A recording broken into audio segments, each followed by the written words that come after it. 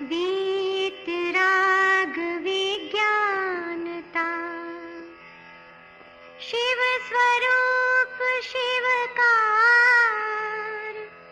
नमः त्रियोग संहार के।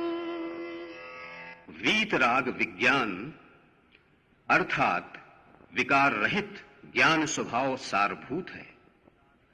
वो मंगल स्वरूप है और मंगलकारी है। मैं उसे मन वचन काय इन तीनों योगों को वश में करके नमस्कार करता हूं। 6 डाला परम मांगलिक ग्रंथ है, पंडित दौलत राम जी द्वारा लिखा गया है। 6 इसमें ढाल हैं अर्थात अधिकार हैं। हम सब लोग पहली ढाल पढ़ चुके हैं, दूसरी ढाल पढ़ रहे हैं और दूसरी ढाल में भी देखा था मिथ्या दृष्टि जीव के विचार कैसे होते हैं। विचार यह सुखी दुखी आदि होता रहता है और तन के उत्पन्न में अपनी उत्पत्ति और तन के नाश में अपना नाश मानता है।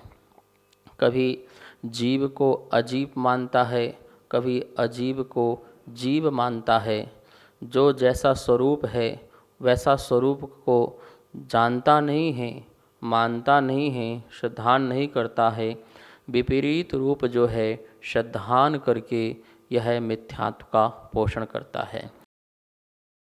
जीव को अजीब कैसे मानता है, देखिए यहाँ पर जीव को अजीब कैसे मानता है। स्व को भूलकर और स्व से अन्य अजीब तत्व में अपनापन स्थापित कर। कैसे? अजीब तत्वों में एकत्व, ममत्व, कर्तृत्व, भोक्तृत्व स्थापित कर। इस प्रकार से यह जीव को अजीब कैसे मानता है। जीव को अजीब मानने के लिए 2 बातें यहाँ कही हैं। सबसे पहले आपको अपना स्वभाव भूलना पड़ेगा। मैं कौन हूँ इसको भूल जाता है और कर्म के उदय से इसे जो जो चीज़ प्राप्त हैं उसमें यह अपने को एकत्व करता है, मतलब अपनापन स्थापित करता है। गति नाम कर्म के उदय से जीव को गति मिलती है, जैसे मनुष्य गति है, त्रियंच गति है, नरक गति है। तो कौन से कर्म के उदय से मिलती है? नाम कर्म के उदय से मिलती है। शरीर नाम कर्म के उदय से जीव को शरीर मिलता है, औदारिक शरीर, वैक्रिक शरीर या आहारक शरीर, उसमें भी तेजस और कारमण शरीर। 3 शरीर तो जो 9 कर्म हैं, औदारिक, वैक्रियक और आहारक। बाकी 2 कर्म शरीर है। कारमण शरीर जो है कर्म शरीर है। तो इस प्रकार से इसे कर्म के उदय से, शरीर नाम कर्म के उदय से, अब शरीर नाम कर्म उदय किसका है भाई? पौद्गलिक है, द्रव्य पौद्गलिक है और उसके उदय से शरीर आदि का निर्माण हुआ है। सहनन नाम कर्म के उदय से जीव को ब्रज, वृषभ, नारायण संगनन शरीर या नारायण संगनन शरीर, अर्ध नारायण संगनन शरीर, इस प्रकार के संगनन शरीर के मिलते हैं। बंधन नाम कर्म के उदय से शरीर में बंधन आदि की प्राप्ति होती है। और भी अंगोपांग नाम कर्म के उदय से शरीर के अंग और उपांगों की रचना होती है, संरचना होती है। जाति नाम कर्म के उदय से जीव को जाति मिलती है। 1 इंद्रिय है, 2 इंद्रिय है, 3 इंद्रिय है, 4 इंद्रिय है, 5 इंद्रिय है। तो देख रहे हैं कि हमें सब कुछ तो किससे प्राप्त हुआ है? नाम कर्म के उदय से प्राप्त है, जो हमको दिख रहा है, जिसको हम महसूस कर रहे हैं। यहाँ तक कि सुस्वर, दुस्वर, ये भी नाम कर्म की प्रगति है। कीर्ति मिलना, अकीर्ति मिलना, ये भी नाम कर्म के उदय से है। सुभग और दुर्भग, जो सुंदर स्वरूप है मतलब शरीर आदि का, वो भी नाम कर्म के उदय से है। और कुरूप जो शरीर है वो भी नाम कर्म के उदय से मिलता है। आपकी संसार में बहुत कीर्ति फैल रही है, वह कीर्ति भी जो है नाम कर्म के उदय से प्राप्त होती है। और आपका अपयश फैल रहा है तो वो भी जो है नाम कर्म के उदय से है।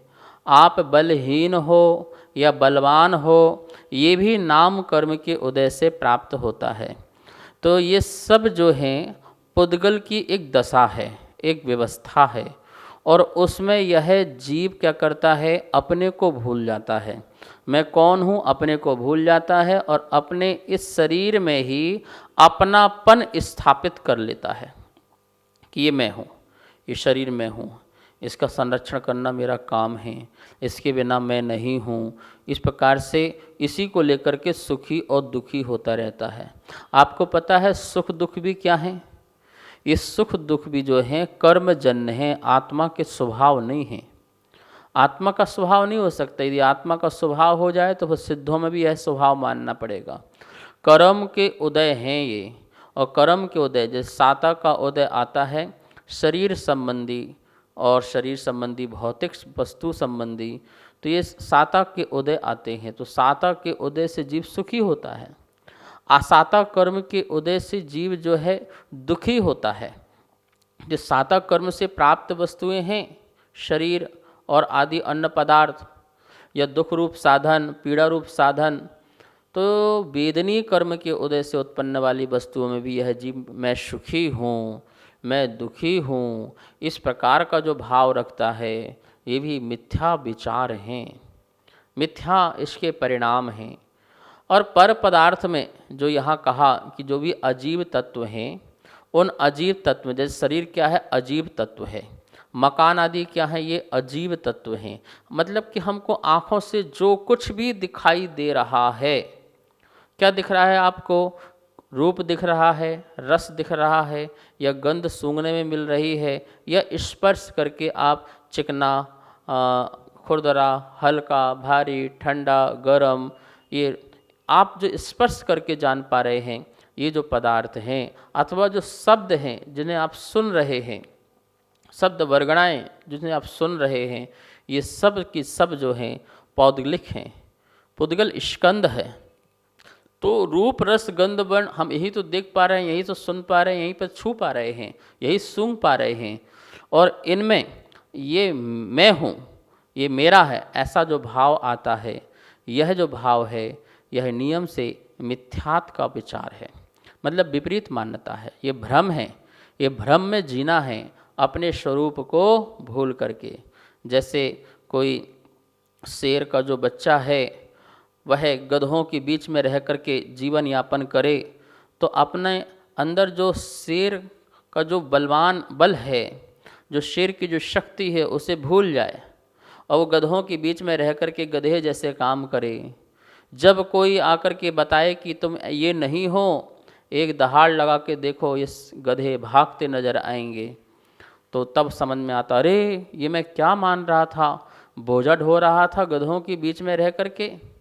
ऐसे ही मैं, ये जो शरीर आदि हैं, ये अजीब तत्व हैं, और इनके बीच रह करके मैं अपने स्वरूप को ही भूल गया, और इस शरीर को ही मैं अपना मानने लगा।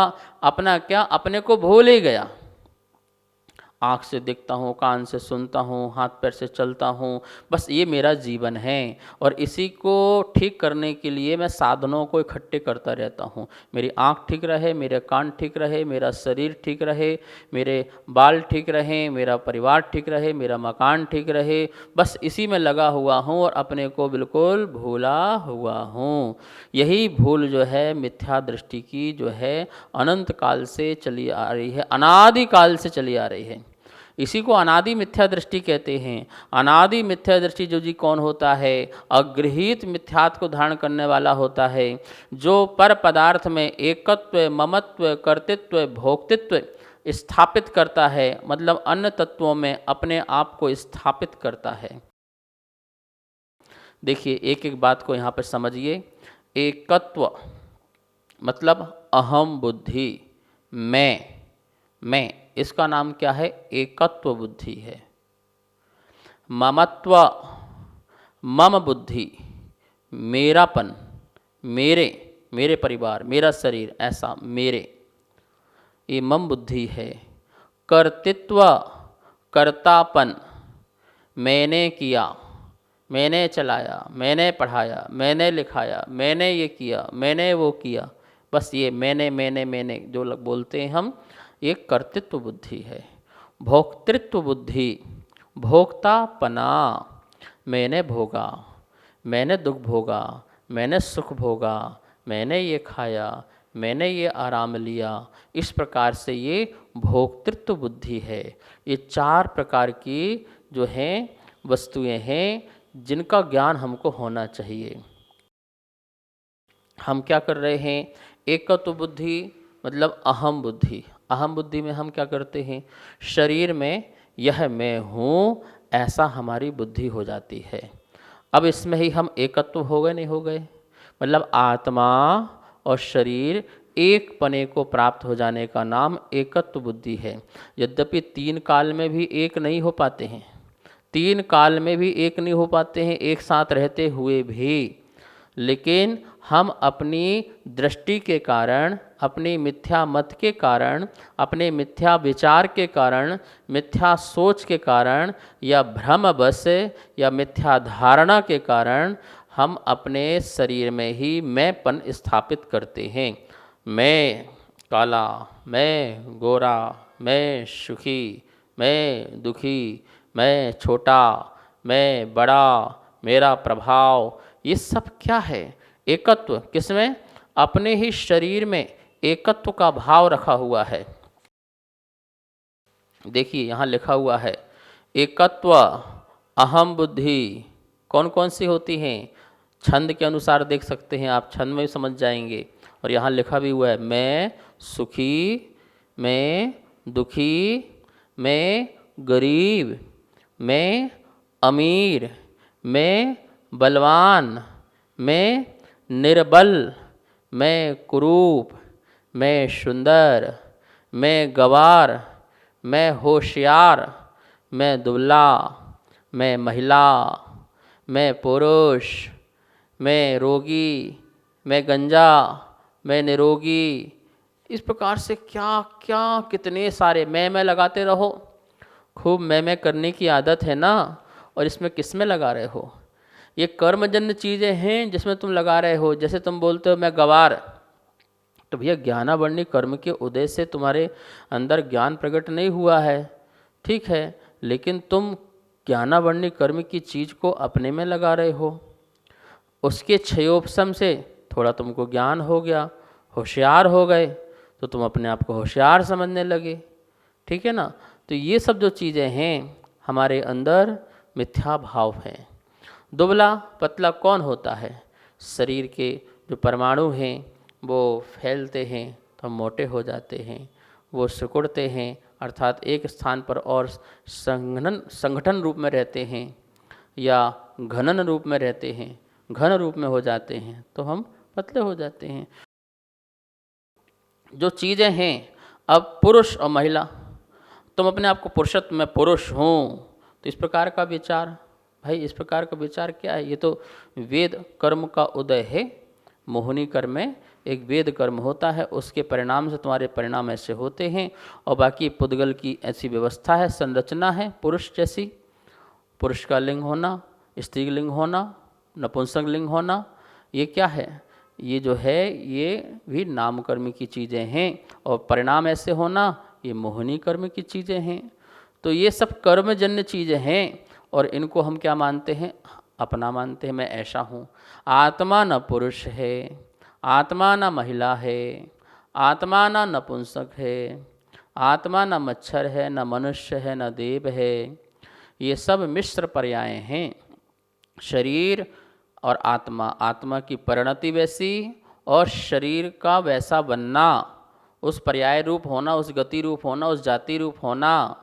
तो इस मिश्र पर्याय को हम अपनी पर्याय मानने लगे हैं, अर्थात हम मिश्र पर्याय में सिर्फ अजीव तत्व को ही उसमें जीव तत्व की कल्पना करके मिथ्या भाव प्रकट करते हैं। यही अहम बुद्धि है। अहम मतलब मैं अपने में। अमीर और गरीब आदि के जो परिणाम हैं ये क्या हैं? अरे शाता का उदय होगा तो अमीर हो जाओगे, अशाता का उदय होगा तो गरीब हो जाओगे। तो कर्म की स्थिति को, कर्म की बातों को अपने में क्यों लेना? और ऐसे ही मैं श्रावक हूँ, मैं श्रवण हूँ, मैं व्रती हूँ, ऐसा भी अहम बुद्धि नहीं करना। ये भी पर्याय है, ये भी एक अवस्था है। देखिए पर्याय का निषेध नहीं कर रहे हैं, आगम में कहीं पर्याय को असत्य नहीं मानना। पर्याय क्षण भंगुर है इतना मानना, पर्याय शाश्वत नहीं है इतना मानना, पर पर्याय जो है क्षणभंगुर होते हुए भी वह पर्याय जो है अशुद्ध पर्याय, वो मेरी पर्याय नहीं है, इतना ध्यान रखना। शुद्ध पर्याय हो तो कोई दिक्कत नहीं है, सिद्धों की शुद्ध पर्याय। संसार अवस्था में हमारी जो पर्याय दशा है वह अशुद्ध है, क्षणभंगुर है, और उसको शाश्वत बना करके तुम रखना चाहते हो, ये तुम्हारी मिथ्या बुद्धि है। तुम सदा वैसे नहीं रह सकते हो जैसे तुम हो, सदा बदलते रहोगे, और बदलना स्वीकार करना ही सम्यक दर्शन है, और उसको स्वीकार न करना मिथ्या दर्शन है। पर्याय सत्य है, लेकिन पर्याय मात्र सत्य नहीं है। द्रव्य में दृष्टि दो, द्रव्य को स्वीकार करो। ठीक है, हमें जो अनुभव होता है वो पर्याय का होता है, द्रव्य का अनुभव नहीं होता, ध्यान रखना। पर्याय का अनुभव होता है, लेकिन पर्याय में फंसना भी नहीं है, क्योंकि पर्याय जो है, मिश्र पर्याय जो है, संसार पर्याय है। हम शुद्ध पर्याय को अनुभव करें, शुद्धोपयोग का अनुभव करो, शुद्ध पर्याय का, शुद्ध दशा का अनुभव करो, वो तो कोई दिक्कत नहीं है, कहीं कहीं प्रॉब्लम नहीं है। तो यहाँ पर जो एकत्व की बात करा, एक और त्वा मतलब वह भाव, एक का भाव, एक पना, एक पने का जो भाव है वह एकत्व है। और किसमें? दो से अधिक वस्तु में एकत्व की बुद्धि होना, ये इस प्रकार से एकत्व का भाव है। अहम बुद्धि करता है, लिखा है यहाँ पर, अहम बुद्धि करता है जीव। कैसे करता है? स्वयं के ज्ञान आदि स्वभाव में, क्रोध आदि विभाव में, पुद्गल के वर्ण आदि में ये अहम बुद्धि करता है। स्वयं के ज्ञान आदि स्वभाव में अहम बुद्धि करता है कि मैं जो ज्ञानी हूँ, मैं अज्ञानी हूँ, ऐसा भी करता है। अरे तेरा स्वभाव है ज्ञान आदि, उसमें क्यों अहम बुद्धि करना, क्यों हीन बुद्धि करना, वो भी नहीं करना। क्रोध आदि विभाव में मैं क्रोधी हूँ, मैं मानी हूँ, मैं मायावी हूँ, मैं लोभी हूँ, मैं रागी हूँ, मैं द्वेषी हूँ। सोचिए, मोहिनी कर्म के उदय से होने वाले परिणामों को भी यह अपना परिणाम मानता है। अरे ये निमित्त से उत्पन्न होने वाले परिणाम हैं, तेरे शाश्वत परिणाम नहीं है, तेरे विभावजन्य परिणाम हैं, और इसको तू स्वीकार करता है। इस प्रकार से क्रोधादि विभाव में भी अहम बुद्धि करता है। पुद्गल के वर्ण आदि में, पुद्गल के वर्ण बताया मैंने आपको, रूप रस गंध वर्ण, और इसके जो प्रभेद हैं, इनमें क्या करता है? अपनापन करता है, अहम बुद्धि करता है। जैसे मैं बहुत सुंदर हूँ, ऐसा सुंदरपन का क्या बोलते कि मेरी वाणी बहुत सुंदर है, तो शब्द वर्गणाओं का भी करता है। मेरी सुगंध बहुत अच्छी है, तो इस प्रकार से सुगंध में भी फंस जाता है, और तो रूप में फंस गया, रस में भी फंस गया, स्पर्श में भी मैं चिकना हूँ, मैं गोरा हूँ। इस प्रकार से जो है पुद्गल के वर्ण आदि में भी अहम बुद्धि करना, मैं ऐसा हूँ, मैं वैसा हूँ। इस प्रकार से ये एकत्व बुद्धि जो है अजीव तत्व में जो जीव करता है, वो उसकी जीव में अजीव तत्व संबंधी क्या है? भूल है। जीव क्या कर रहा है? अजीब में अपनी कल्पना करके, अपने को भूल करके उसमें अपनापन स्थापित कर रहा है। यही इसका मिथ्या विचार है। इस प्रकार से मिथ्या दृष्टि एकत्व बुद्धि के कारण जो है, पर में एकत्व बुद्धि कारण जो है संसार में बहुत भटकता है और बहुत दुखी होता है। कल समझेंगे ममत्व बुद्धि आदि के बारे में। आज इतना ही, समय हो चुका है। आइए माँ जिनवाणी की स्तुति करते हैं। वाणी के ज्ञान ते सूझे लोकालोक, सो वाणी मस्तक नमो, सदा देत हूँ धोख, सदा देत हूँ।